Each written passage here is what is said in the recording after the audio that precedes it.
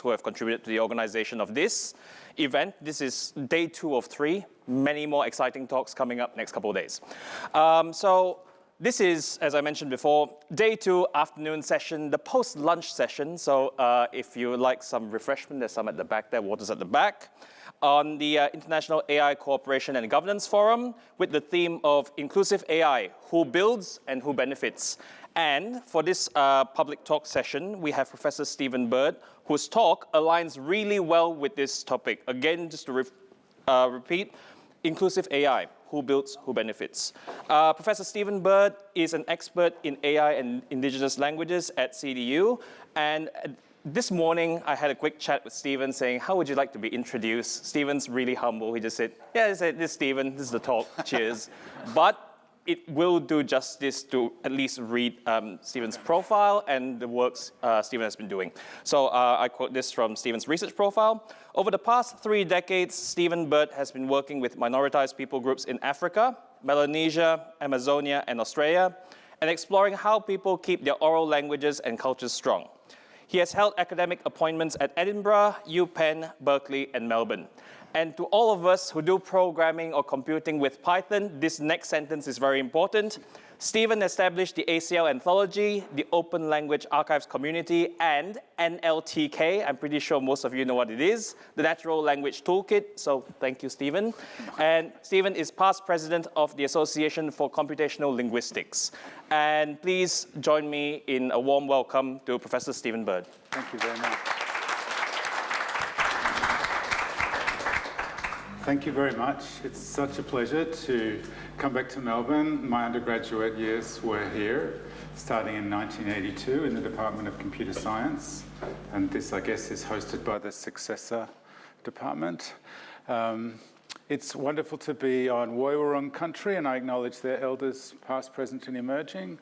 And where I work in Darwin is on the country of the Larrakia people, which was never ceded, and where they are, like many of the 100 language groups in the Northern Territory, hoping to bring back the Larrakia language. Indigenous people represent 30% of the Northern Territory, and it's a place where you can't be unaware of the colonial history of Australia and ask yourself, what can we do together? I'm not Indigenous. I'm descended from German and English settlers, and I am continually working with Indigenous elders in many remote communities to work together and to decolonize my own practices. And I'm often being picked up and corrected and set straight. But it's very important for me to say at the outset, I don't represent any Indigenous people. I'm not speaking for them, but I have permission to share what I've been learning on Indigenous lands in the Northern Territory and in Western Australia. My talk today is about the unique opportunities and challenges of AI when it comes to the world's oral languages, of which there are 6,500. So I'm not addressing the top 500 languages which have a standardized writing system and institutions like, education systems with primers and legal systems and, the whole machinery of an institutionalized language.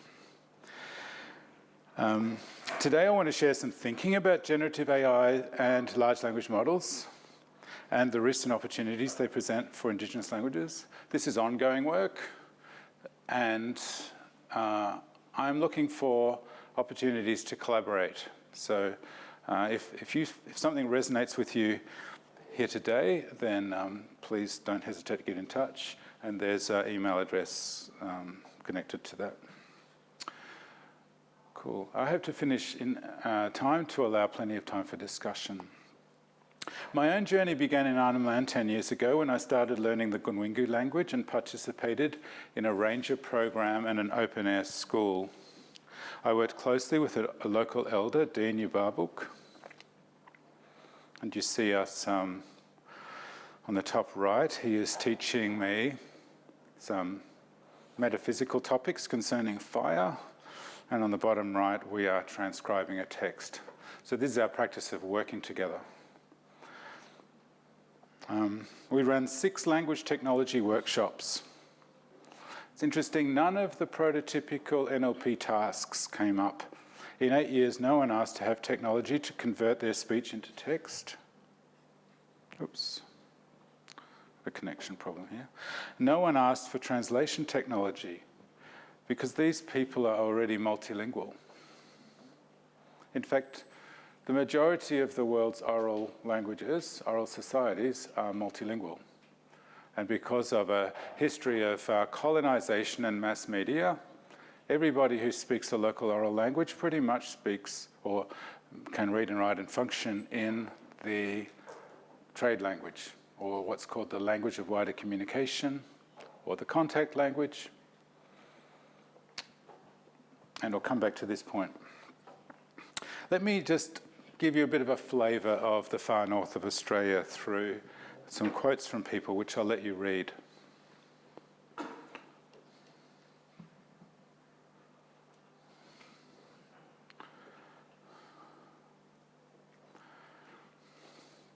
We get a glimpse of the relationality here. When I look at uninhabited country, I think that is pristine wilderness. Local people say, oh, it's not being looked after.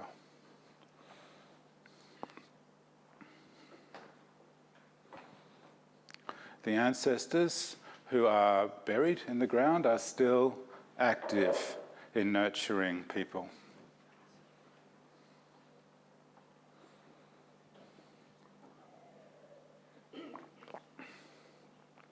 This is the open air school where I worked as the linguist.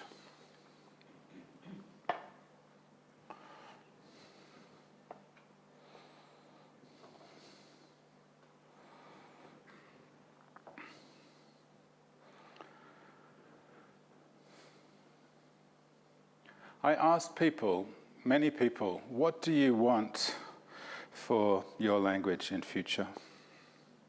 Here's some of the responses I got.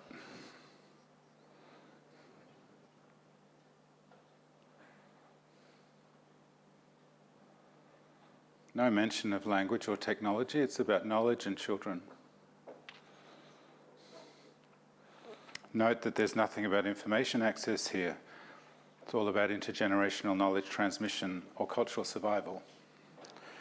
Note that my question asked people to identify a need or a deficit, but they responded in ways that show their agency. 2 years ago, I started working with Gumbula, a senior elder and diplomat from northeastern Australia in Arnhem Land, and he's doing a PhD with me, and he should have been here today. He had to leave yesterday, sadly. We're working at the intersection of Yolngu and Western knowledge practices to do scholarly work that's simultaneously legitimate in Yolngu and Western ways.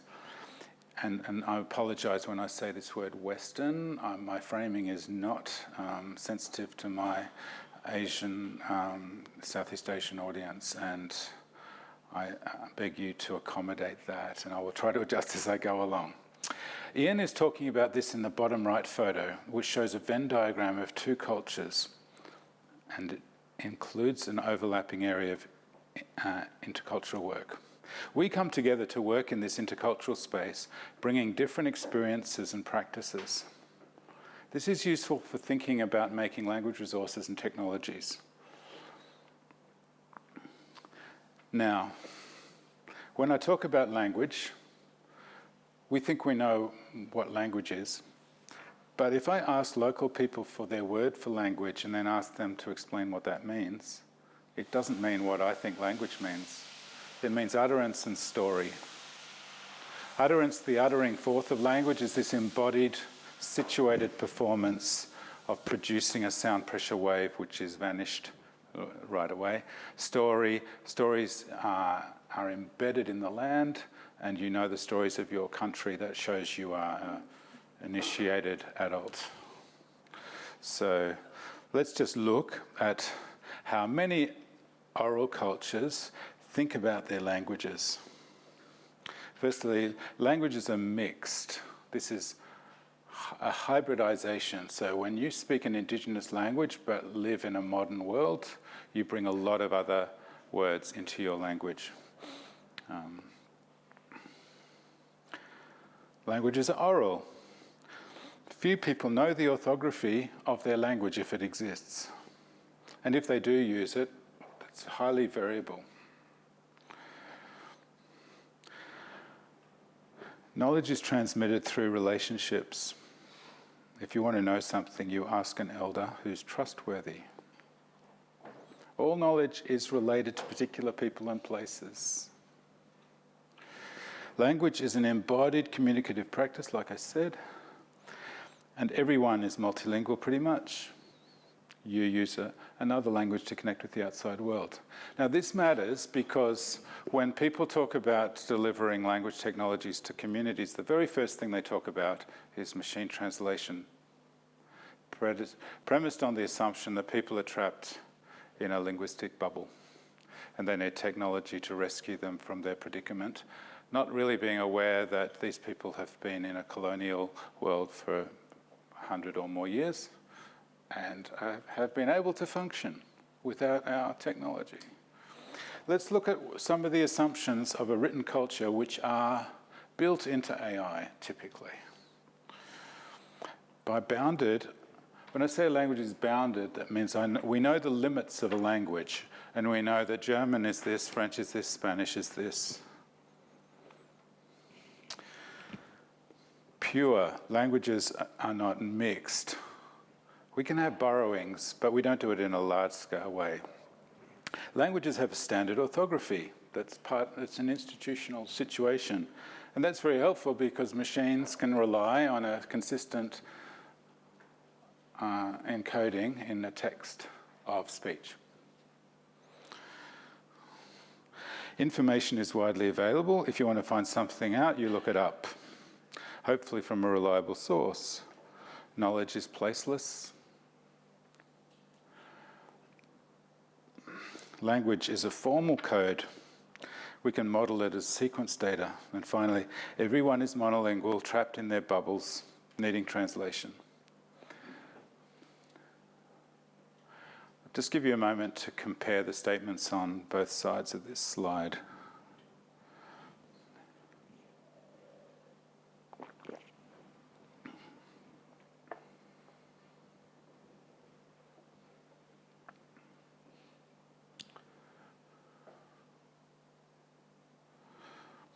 Something's the matter here.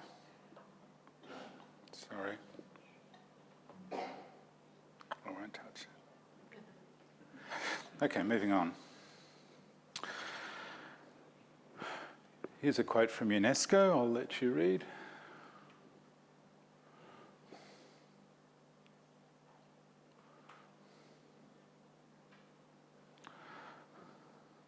There's a lot of hope for technology, I don't know, leveling playing fields, helping people catch up.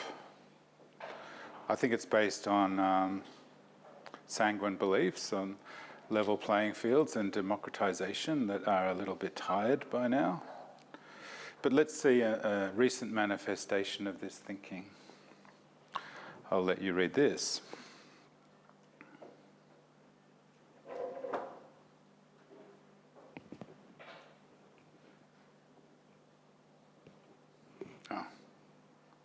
I didn't touch it.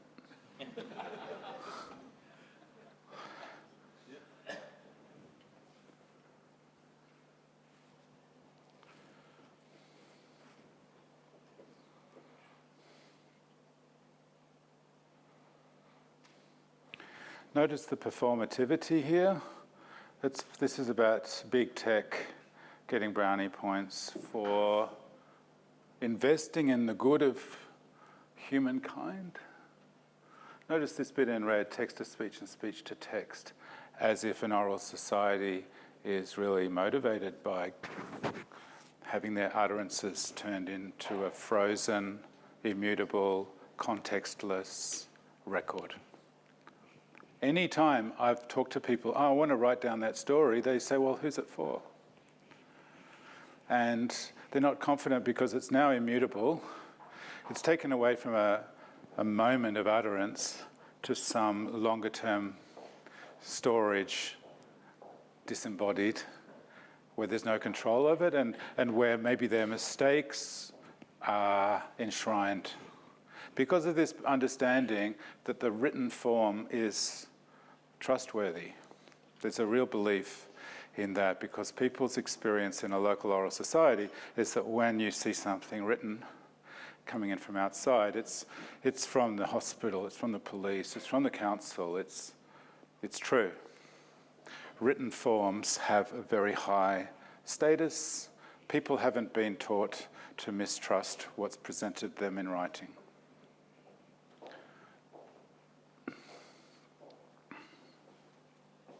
Alongside speech recognition, assumed in the red here, machine translation is another great AI success story, and people imagine rolling it out to all languages. This is another classic projection, the belief that the world is comprised of monolinguals. It's even called the monolingual mindset. So, in fact, I'll leave you with this quote. Hang on. Here we go.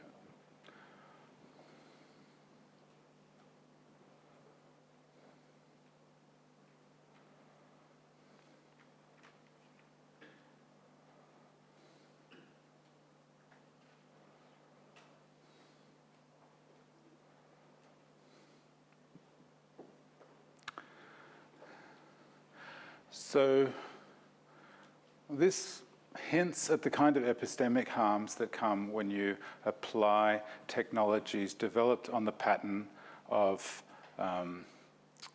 codified, institutionalized language to an oral society which is multilingual, and in its multilinguality has functional differentiation. So the local oral language is for local matters, participating in the local life world, ceremonies, family, knowing who you are, knowing the stories.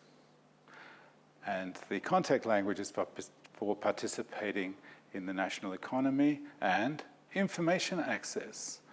Information access which could very well be through AI and speech recognition. If only the speech recognition worked for these low prestige varieties of major languages. Aboriginal Australians speak Aboriginal English. It is not well supported by speech recognition.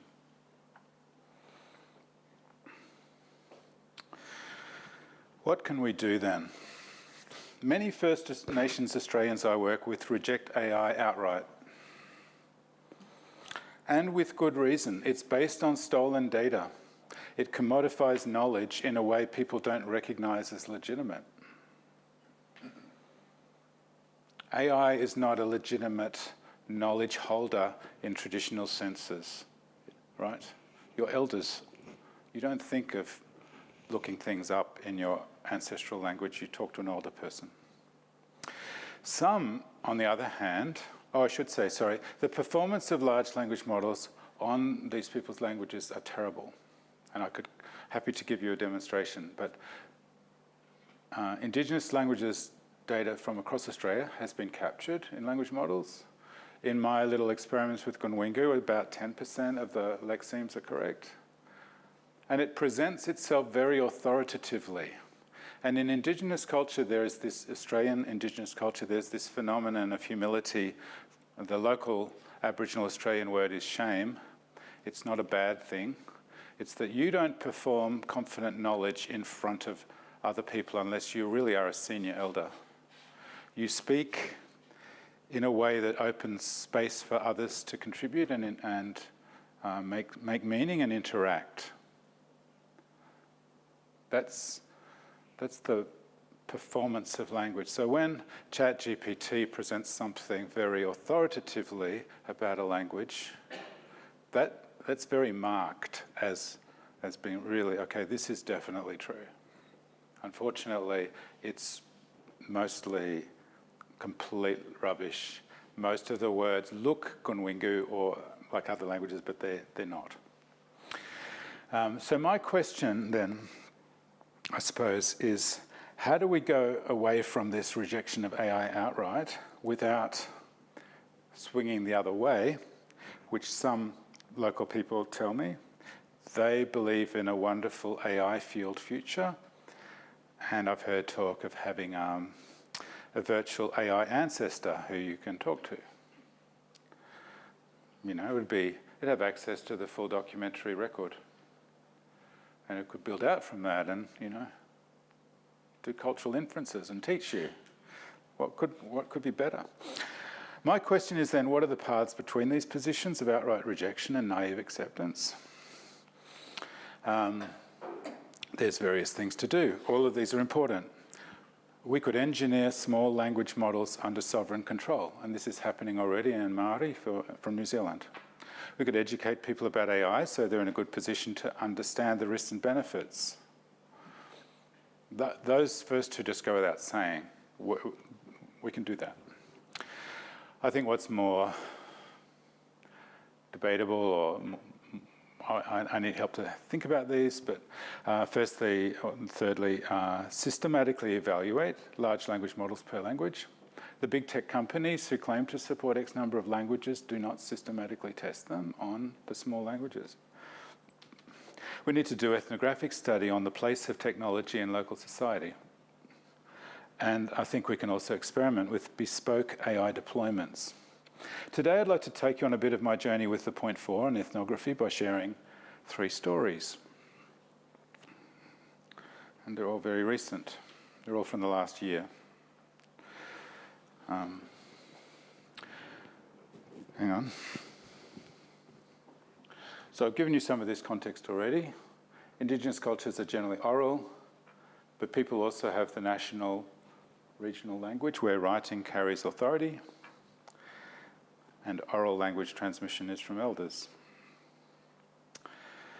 But elders are fewer and fewer, and so the thought of having AI fill the gap of human capability is appealing. Now, there are archives. There has been a practice over the last 100+ years of making recordings of Indigenous languages and putting them in archives around the world. People want to hear those. People have recreated ceremonies based on repatriated recordings. A couple of years ago from the UK, a recording brought back to the Pilbara region, and 7 different tribal groups gathered to redo that ceremony that hadn't been done in 100 years.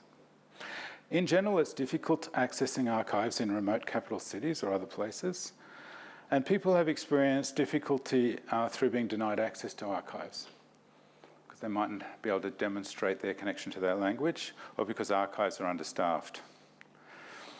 So there's a lot of excitement that an LLM with access to all available language documentation could serve as a language learning assistant. This is the context for the story. So 2 weeks ago, in a remote community in the north of Western Australia, a linguist colleague of mine received a phone call from somebody who wanted to access an archived item that was held in the language centre. This is in a town of 7,000 people, where 70% are Indigenous, and a small minority of those people are working hard to recover their ancestral language. The linguist was given the details over the phone from this Aboriginal man who was calling to ask for access to one of his ancestors' recordings. Unfortunately, the linguist had to say that doesn't exist, and the man explained, well, he's got the details in front of him on the screen because he's been doing language learning through ChatGPT, and turned out that was a hallucinated reference. And the linguist is telling him that doesn't exist, and the man is saying, well, it's written. And I've had bad experiences. I don't necessarily trust archives. So it's an unanticipated harm of AI to undermine the trust between the language centre and the community. And this is part of my thought of doing ethnographic work, to just understand what are the issues on the ground that we might not think about. Story number 2. So the context of Northern Australia is extreme weather events. We've just had a cyclone in the last weekend. Remote communities are disproportionately exposed to these. They don't have safe houses, for example. And sometimes the roads are cut off, so they can't be evacuated either, except by plane.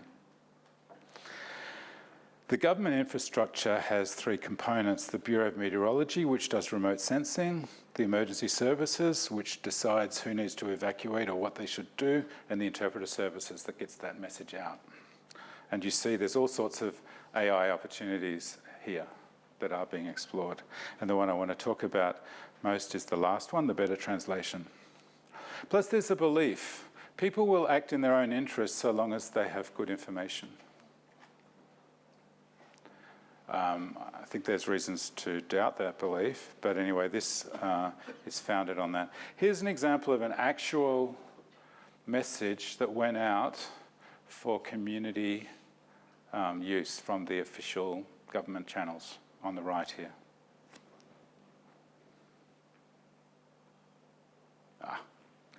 When it gets translated into local languages orally, you'll see that some English words come straight through.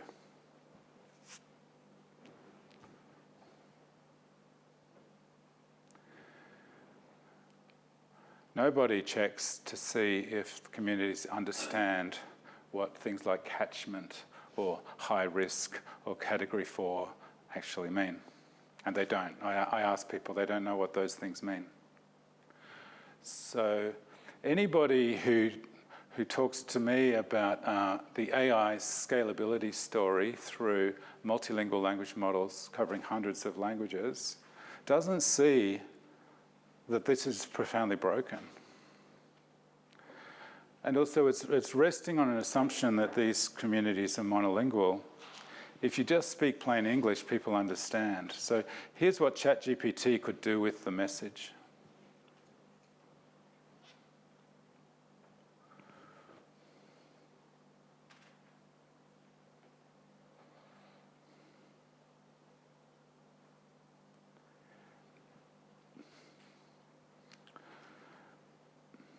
This is such a radical shift. Instead of problematizing linguistic diversity and problematizing the fact that these Indigenous languages lack words for things like catchment, we problematize the Western practice of using obfuscation, which is sort of a risk-averse thing. If you speak in this erudite way, and you shroud things in allegation and risk and so forth, nobody can blame you.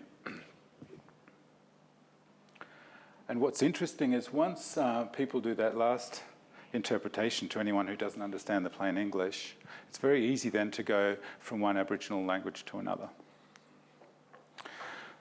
Third story. So this takes place in a remote school. Community leaders told me they want children to learn to read and write their ancestral language. They want, the school decided it would train local parents to be assistant teachers in the school because the Western school teachers never learn to speak the language of the community where they're based because there's no time in their structure. So as the linguist at the school, my role was to help adults in the community learn to read and write Gunwingu. It's a bit strange to have a Westerner teaching the local language. That's, a no-no. So I'm doing everything with people. I'm facilitating.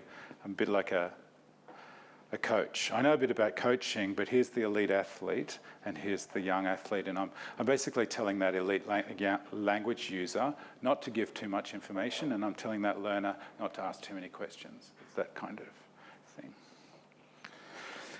thing.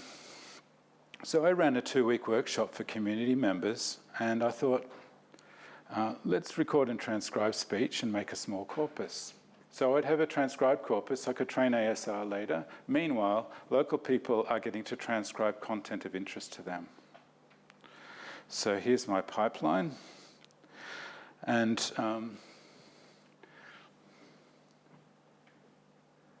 anyone who works in language technology would recognize this is a very conventional thing to do. I didn't do much reflection before I came up with this. And you can see in terms of those two spaces, the brown Indigenous space and the blue Western or academic space, I'm pulling everybody into my way of doing things. But people pivoted. Without consulting with me or even with each other, here's what happened. They didn't follow my workflow. People met in their family groups and agreed what story they wanted to work on. Then they recorded and they inscribed the story. So inscription is not transcription.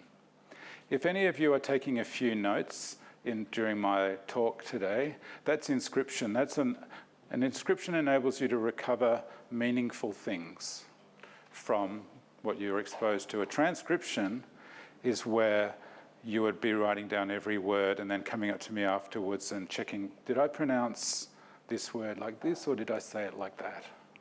And that would be a bizarre thing to do. So they're focusing on meaning rather than form. They recorded and inscribed a story, so recording first and then going through that recording to just take notes, and then they're using their notes to deliver the story because their goal is to be able to transmit the story in school and they want to get the story straight. Which is pretty much what you or I would do. It's not exotic, but it's a pivot. Here's their workflow in a schematic form.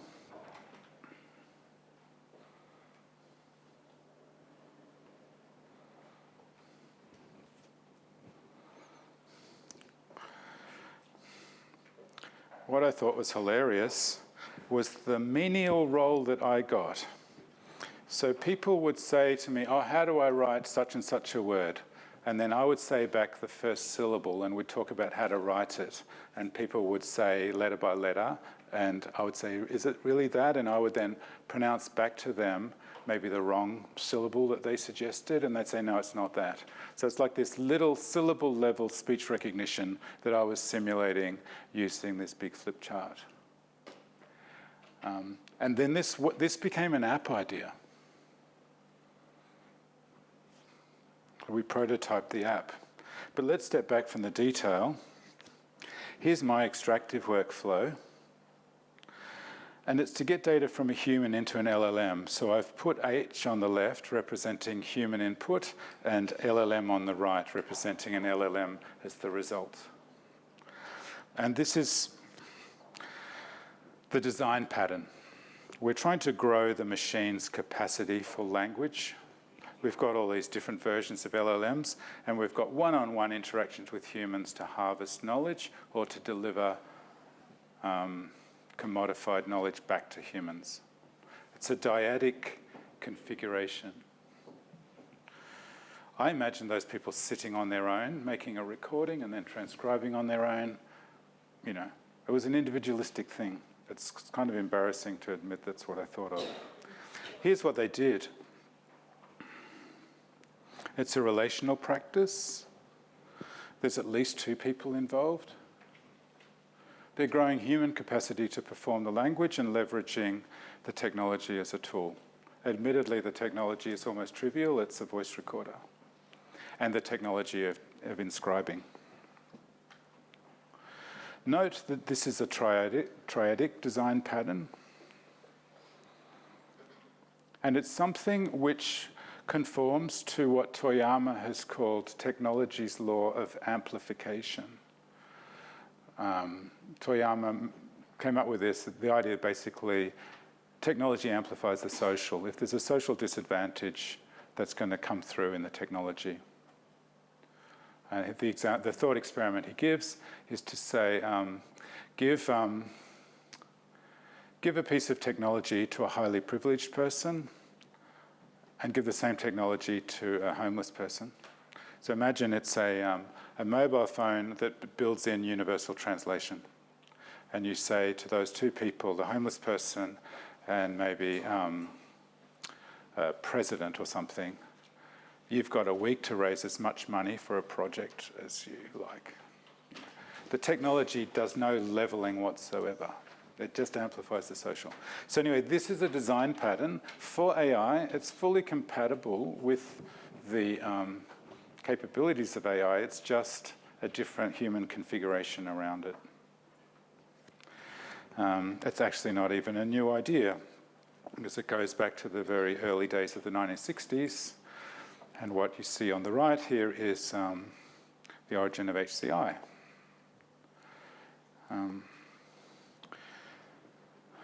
So the question I'm asking is, how do we pivot, or how do we create technologies which are open for local people to appropriate and pivot from extractive designs to agency-enhancing designs? How can we anchor everything in local use cases? Some people have told me that this kind of approach is completely unscalable. And my response is that the multilingual language model story is not scalable either, because it doesn't work. It's not a scalable solution because it's not a solution, because the amount of data you have for Indigenous languages in Australia is of the order of 10,000 words or 10 hours of transcribed audio, whereas what we have, say, for English is 1 million times greater, and we still get lots of problems with English outputs, don't we? With 1 million times as much, with 100 trillion words. So there's never going to be a catch-up. So I'm not presenting something unscalable alongside some existing scalable solution. It doesn't exist. I'd be glad to be challenged on that, though.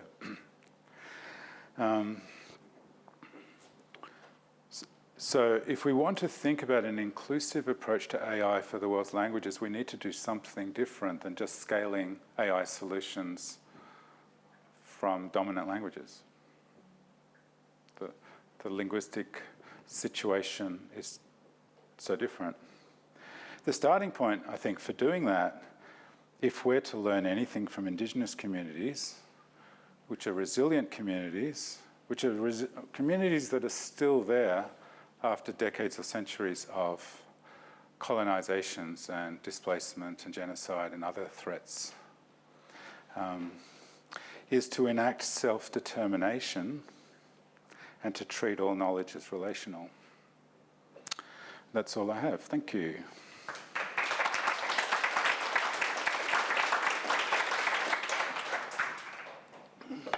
Now we'll open the floor for questions. So I will be curating the questions. So please just raise your hand. And do we have a roving mic anywhere? I'll just shout out the question. So yep.